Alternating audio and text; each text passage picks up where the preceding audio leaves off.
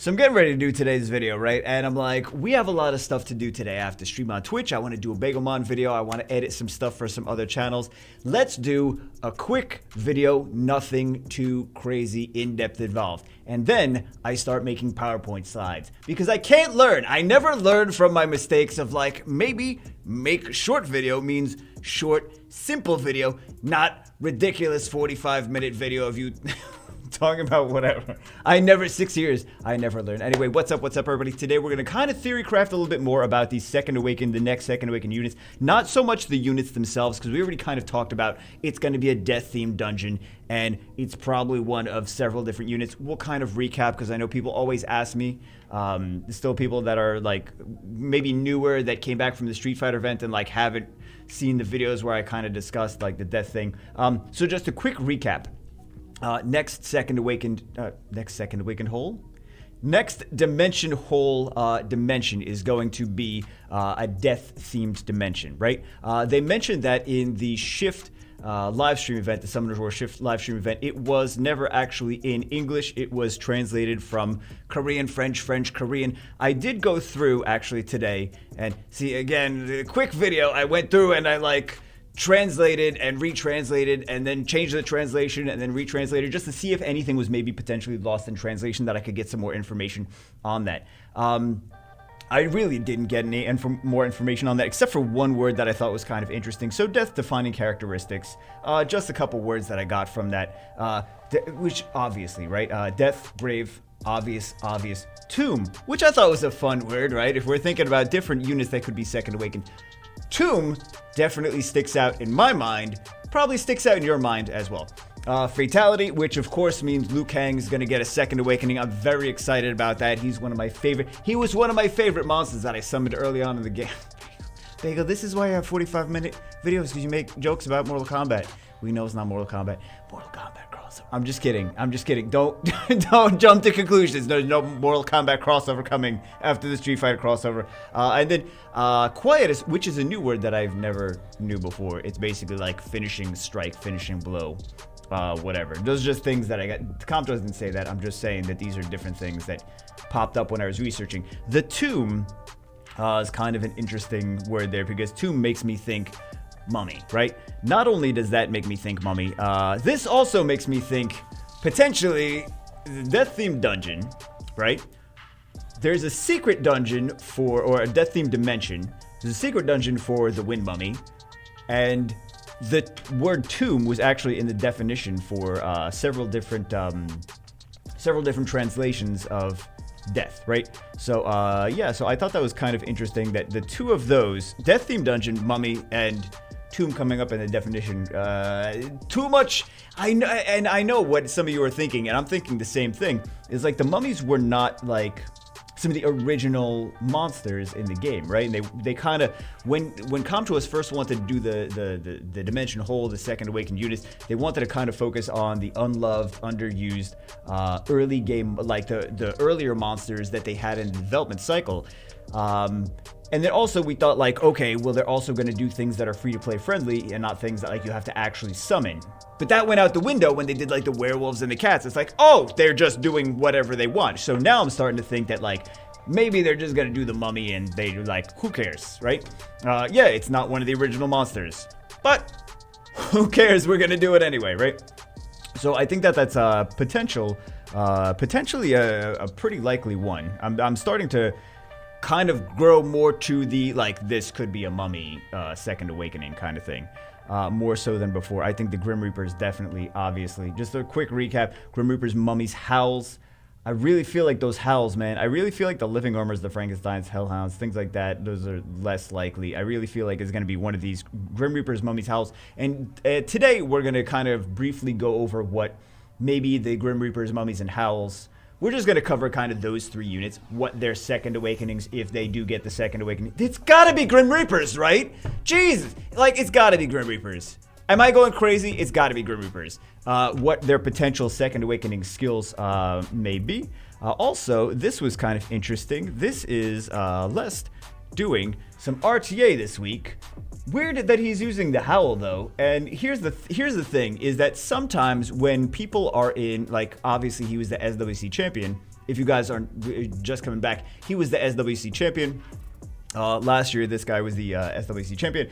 And generally, when you are at that level of interaction with the company, you are privy to certain information that other people are not privy to, right? You will actually, like, you'll find out about, like, that's how some people knew about the Street Fighter crossover before it happened, and they were, like, leaking to me, and I'm like, interesting. And I'm like, I don't think, like, I was very curious. I was like, I don't know if this is actually going to be a Street Fighter crossover. Is this, like, legitimate information? But it turned out to be legitimate information. But yeah, maybe he knows something that we don't know, and he's testing out the Howl before, and he's trying to play with it before it gets a second away. Or maybe I'm just looking too much into it, right? Maybe I'm looking too much into it. Another thing that I wanted to mention was these, which are not really too relevant right now. HP and revived, attack bar and revived. Like, what do you use this? Samath, Perna, Vanessa, Tyrannus. Not too many units right now, right? So that definitely plays along with the death theme, that potentially things that are related to death, units that are related to death, are going to have some kind of mechanic of, like, they die, they come back from the dead, and you may actually want this HP when revived, attack bar when revived stats on these artifacts, because they play with the units that are potentially next getting a second awaken. Comtuos likes to do things like to prep like this for future content. So sometimes you'll notice, which I didn't really notice at first when I started playing the game, but the more I played longer and longer, I'm like, they kind of prep for things and kind of like leave breadcrumbs before they actually get to whatever big content they're going to release next. So this kind of things, like, where they may not be very relevant right now, they're relevant. They're okay for a few units, but they may be much more relevant when the next second awakens, because it kind of does make sense with the death theme. Death and revive and come back to life makes a lot of sense together. Here's another question, which maybe, like, just crazy out of left field, right? But I was thinking about this. What if it's not even death themed units, but rather death is the theme of the dungeon, and the units with 2A there have skills that activate upon their death? It is not themed around, like, Grim Reapers, because death, it's like, no, the dungeon is just a bunch of different units, but all the second awakening units there have skills that activate upon their... I just said the same thing basically twice. But do you guys understand what I'm saying? Where it's not, like, actually themed towards those units, but it's more themed towards the gimmick of every new second awakened unit in that dungeon revives itself. You know what I mean? Or has something that activates, like... does damage, like, for example, the Dark Inferno does damage to the unit that killed him when he dies. So maybe it's something like that, right? Maybe just throwing it out there, that maybe my mind is in the wrong direction. I'm thinking of all these different things. I'm like, oh, what units are like death? But it's really like, no. The dungeon is not death-themed units. The dungeon is death, as, like, we're adding a death mechanic to the units in that second awakened dungeon. Does that make any sense? Anyway, let's get on to actually theory crafting some of the skills. I have no idea where Soth went. I think he's jumping the gun a little bit on this second awakening. Potential second awakening is not confirmed yet, right? But anyway, let's start with the Grim Reapers. We'll talk about Grim Reapers, mummies, and howls. So one of two things happens when units get second awakened. Number one is their stats improve, right? And we're unfortunately for these Grim Reapers, because they have low base speed, they don't actually improve the speed. They improve the HP, they improve the defense, they improve the attack power.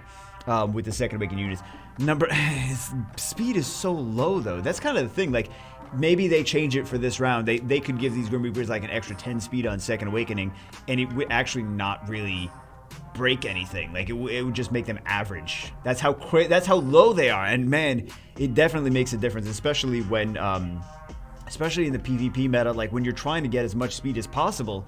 If a unit already has 10 to 15 less speed than average speed, like, that's just gonna make them, like, almost unusable just based on that speed alone, right?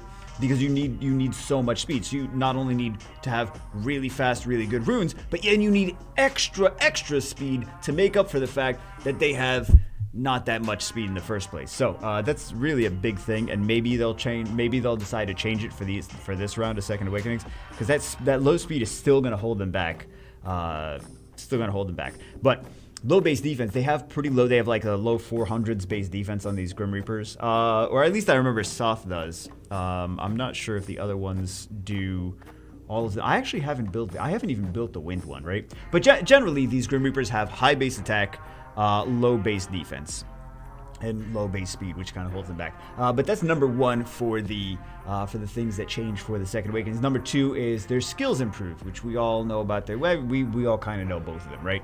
Stats improve, skills improve. Generally, if they have debuffs, they have more debuffs. If they have passives, their passives are strengthened in some way. Sometimes they get extra strips.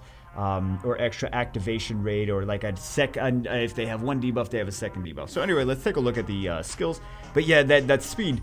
The defense is definitely going to be better, much better for all of them having more defense after Second Awakening.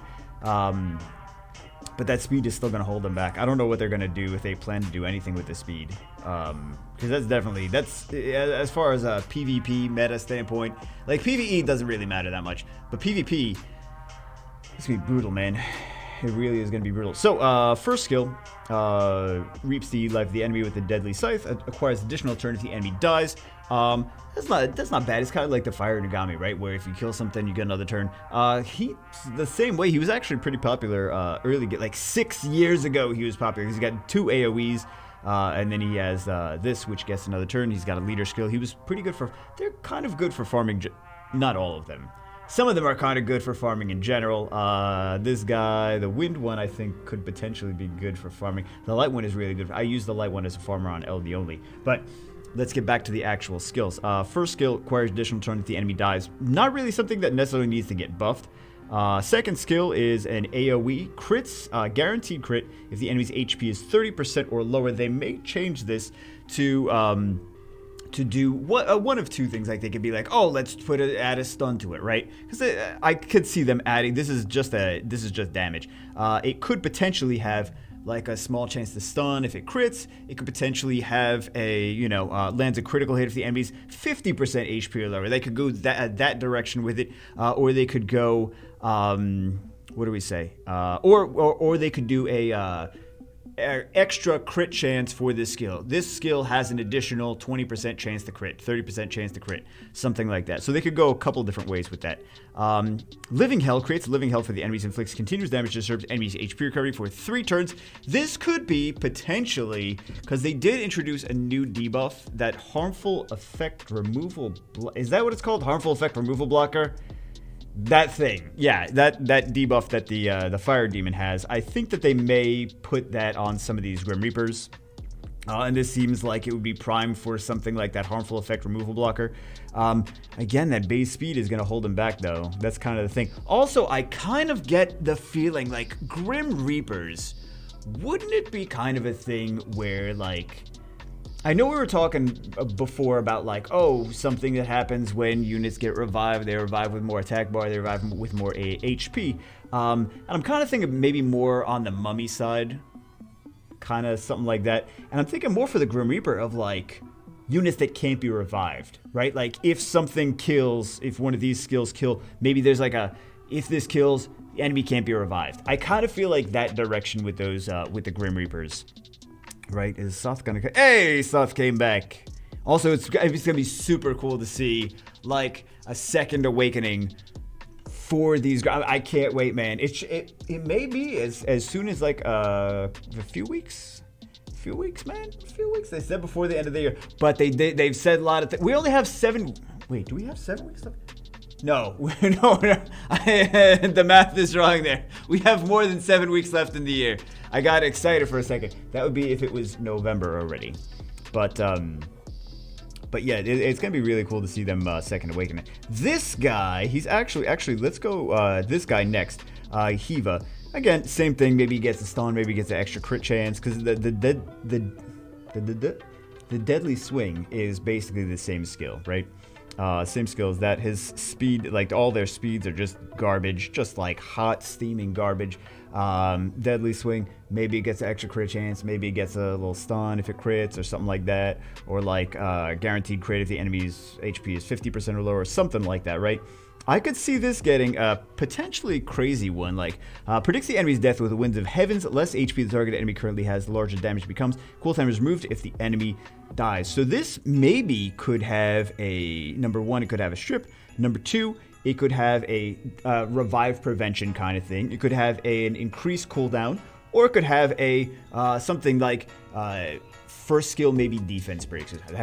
Wait, maybe that's too OP. Would that be too OP though? I mean, it's not like he's turn cycling like the ninja, right? Like the dark ninja. But that could be potentially pretty nice. If a strip or a cooldown increase, or a defense break with each skill, like even if it's a low chance to defense break or something, then it makes the ninja, ninja's still good. Ninja's still got better base speed, better base stats, better everything, element neutral, right? So maybe could have like some kind of like, ignores a percentage of these enemies' defense, with the lower the HP is, right? Where it's not completely ignore defense, but it ignores a little bit more of the defense. And again, maybe he's got something like some kind of skill, maybe this skill or something like that, where like if the enemy dies, can't be revived. I really feel like maybe the Grim Reapers would get something like that, where like revive prevention, right? This guy, fairly similar with the deadly swing. I'm thinking maybe another debuff on here. Defense break, dash portion to enemies max HP. Oh, I keep forgetting about this. But AoE stun and a defense break. Maybe he gets a slow too. Maybe he gets, because he's pretty strong already. Maybe he gets a, Bagel, if you did the video on him, we would know how strong he is. Maybe he gets a slow, maybe he gets attack gauge reduction a little bit, something like that. Just, I feel like one extra debuff on this judgment is probably where they're gonna go with this, right? So maybe something like that. And then for the plague, maybe also a slow or something, or maybe extra continue. Maybe it's a 3-turn continuous damage. I think the easiest, most likely thing is just gonna be like 3 turns of continuous damage, kind of like what they did with Ramagos, where his second skill does a 3-turn defense buff now instead of a 2-turn. This could just do 3-turn continuous damage instead of 2-turn, right? So the same thing for this one, the same thing for this one. For this one, I kind of feel like, okay, decrease the enemy's attack speed with freezing chills for 3 turns, freeze the enemy for 1 turn. Maybe it's a 2-turn freeze, or maybe, I mean, 2-turn freeze is not anything too crazy. The water, what's her face?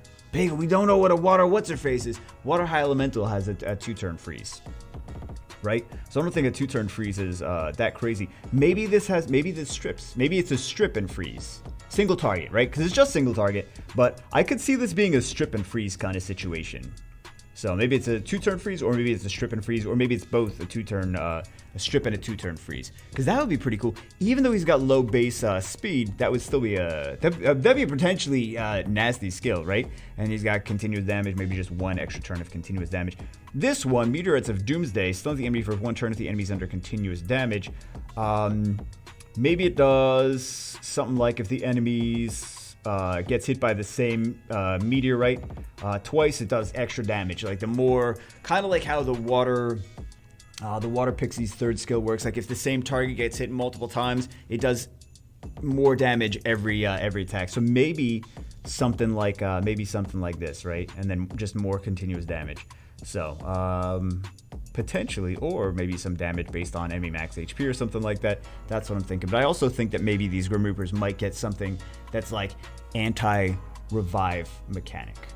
Next of the potential candidates we're going to discuss today are the Howls, which are just kind of like ghost wizards. They're ghost wizards of Summoner's War. I can't wait. If they do get a second awakening, it's going to be very exciting. Going to have even bigger, floppier hats. The magic wands are going to be even sparklier. It's going to be fantastic. I think these ones may be just cut and dry. Again, if they get, not guaranteed or anything, but if they get second awakenings, I think they may be just more cut and dry. First skill attacks the enemy target. All they really do is they heal and they cleanse and stuff like that. Heal, cleanse. Some of them have transfer harmful effects. First skill recovers the HP of an ally with lowest HP ratio. This could be as simple as like recovers the HP and also cleanses 1 debuff, or recover the HP. Maybe that's 2 OP. Is that 2 OP? Maybe it's just recover the HP. Maybe it's just recover the HP and attack gauge, right? HP and attack gauge buff. Second skill removes all harmful effects on the target ally and recovers both your HP and the target's HP by 20%. Maybe it just does little bit of attack gauge buff as well. That's kind of what they did with the Lucia, the water fairy, is they just did like, oh, she cleansed before, now she cleanses an extra attack gauge. I feel like that's kind of the same direction that they could do for this one as well. And then the third one removes up to 6 harmful effects on ally and attacks if possible. That's kind of attacks, but you don't even really do anything when you attack. I feel like this may... Why can't you just cleanse all the harmful effects? I think this one may get like a pretty significant change. If it does, again, if they do get Second Awakenings, I think this one may get a potentially like a passive, right? Like a passive cleanse, kind of like Raccoony kind of thing. Maybe. I'm kind of seeing like more Raccoony direction of this unit, like a stronger version of Raccoony, which could be pretty nasty. A stronger version of Raccoony. We had lots of issues in certain teams with Raccoony when he first came out. We're like, he doesn't ever die. Now we're just like, oh, you just bring attack gauge reduction or just snipe whatever unit you want to kill. And then the Raccoony's really not too much of a thing. This could be a more annoying version of Raccoony if they do make that a passive kind of cleanse thing, right? So potentially something like that, just a healer, cleanser, attack gauge increaser kind of thing, right? That's kind of this kind of direction that I see from this. Lulu, same thing for this one, same thing for this one. I think how many of them actually have the heals? Oh, this one has a dispel, and heal. So the dispels are different. They do remove harmful effects, target ally. What? It's the same. Wait.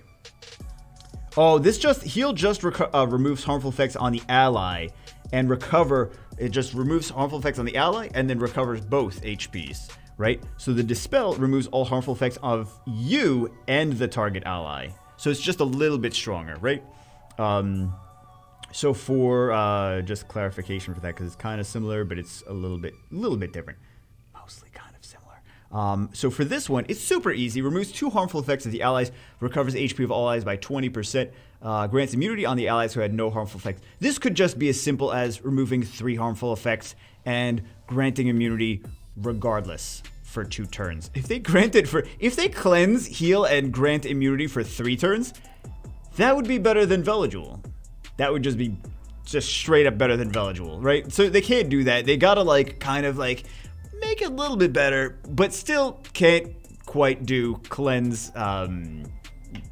It's probably not going to be a 3-turn immunity, or if it is a 3-turn immunity, it's not going to be cleanse every harmful effect, right?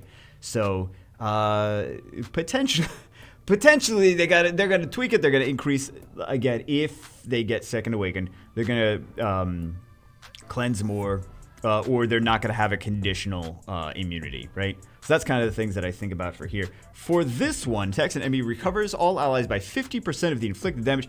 This has got to be changed a lot, man. If this gets changed, this has got to be changed a lot, because this is kind of nothing. It's a support unit, recovers HP by 50% of the inflicted damage. This is like nothing. It really is nothing. Like, they would have to make this a passive or something. I don't know. Maybe recover all allies by 50% of your max HP. No, that would be way too OP. I'm not sure. This is one of those skills that would definitely just get changed pretty significantly. I'm not entirely sure how specifically. There could be so many different ways they go about this. But again, I kind of feel like maybe they make some of these things passives. Then we have the heal. So this, I feel like, is going to be. It's kind of similar to the remove heal, right? Recover the HP of all allies. 20% recovers the ally with the lowest HP one more time. Grants immunity on the allies with full HP for 2 turns. It doesn't do a cleanse. I kind of feel like they may just go in a cleanse. I feel like the right direction would be the cleanse direction. But this is just, again, probably just going to make these stronger. Like, maybe you may see like a defense buff on something. Or maybe like the ally with the lowest HP gets a defense buff for 2 turns or something like that. Like, I kind of feel like that direction. This one, again, I'm kind of feeling like, we already talked about the first 2 skills. This may be a passive. Attacks enemy, transfers the harmful effects on yourself to the target. Maybe it's like if you get a certain amount of harmful effects, then you transfer them at the start of your turn. Because here's the thing, like, if you are stunned, you can't transfer harmful effects. If you are like... There's a lot of situations where if you're like CC'd, you can't transfer harmful effects. So you have to first off get the harmful effects and not die. So maybe this needs to be or transfers harmful effects on an ally, like a select ally, because we also do have the water dryad, and the light dryad too, which transfer harmful. Actually, there's another dryad that does it too. The fire one. Doesn't the fire dryad also do the transfers of harmful effects? But this may be instead of yourself, because it doesn't really make too much sense. I actually tried using this a long time ago. I'm like, she gets, if she has harmful effects, half the time it's CC, right? Half the time it's control. If she gets a defense break, then she's just gonna die. If she gets a bomb, usually the bomb's detonated, there's nothing to really transfer. So I feel like maybe this might be best to transfer harmful effects from an ally to the enemy, right? So I'm kind of thinking that direction with it, but potentially just be stronger, more cleanse, more immunity, more heals, a little bit of attack gauge. I'm kind of feeling like attack gauge increase, and maybe some of these may be converted to passives, because they had the let me see if I can see this one. They actually converted her skill, Spirit's Wrath here. They actually converted it to a passive. So they may do something similar with the Howls, where like some of them just get converted into passives that do similar things to what they already do, but in a more of a passive sense.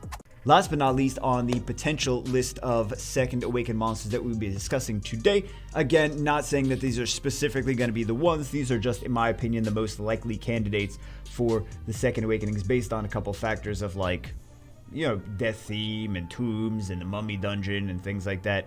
And I also think that the Howls are going to be very likely. They're ghosts. They hang around graveyards, man. Those wizard ghosts. Anyway, the mummies. So one of the things about the mummies is, again, we talked about this in the beginning, is when things are second awakened, they get better stats, better at HP, better attack, better defense. These units do everything based on HP. HP. So everything is based on HP for all these units. So just having more HP is just going to make them better, right? They're going to do more damage. Mostly they're going to do more damage. They're going to do more damage. They're going to be tankier. They're going to stay around longer. They're just by those stat increase, they're going to be more relevant, more usable there. Well, especially things like this one, and this one's so garbo. I hate him. He's cool looking, but man, he's so I felt it was, yeah. But this one used to be a thing for arena defense back in the day. There was like a double fire mummy, Freya, and Arena, the water epicon priest. Arena defense was a thing back in the day. It's kind of like anti-Lucian people. If they're just Lucianing, they would skip those defenses. I'm not sure how that was still. No one really uses it anymore. I'm not sure how that would hold up potentially nowadays, but it used to be a thing, and it would be even more relevant with him having higher base HP, right? He's got this receives 30% more damage, returns 30% of the incoming damage back to the attacker. I think maybe, did he get less used when Bastet came into play? Because she's got a shield, so reflect damage, the shield would eat that up. So another thing with these second awakened units is a lot of times if they have a skill 2 AoE that has debuff, I think he may get the same treatment as let's see, her. So she had, when she was regular second skill, decelerate, attacks all enemies, decrease attack speed for 2 turns with an 80% chance on each target. Now she has a defense break. I think that we may see, and that would be huge, right? If he's got a heal block and a defense break on his second skill, that may be potentially too nasty, right? But what else are they going to do? I mean, he could have a heal block, and you could have a glancing hit or an attack power break, but that defense break, if they put a defense break on him for skill 2, that definitely makes units more viable, right? If it's an HP tank, reflect damage, and a defense break would be pretty decent, actually. That AoE defense break would be pretty decent, and a heal block, right?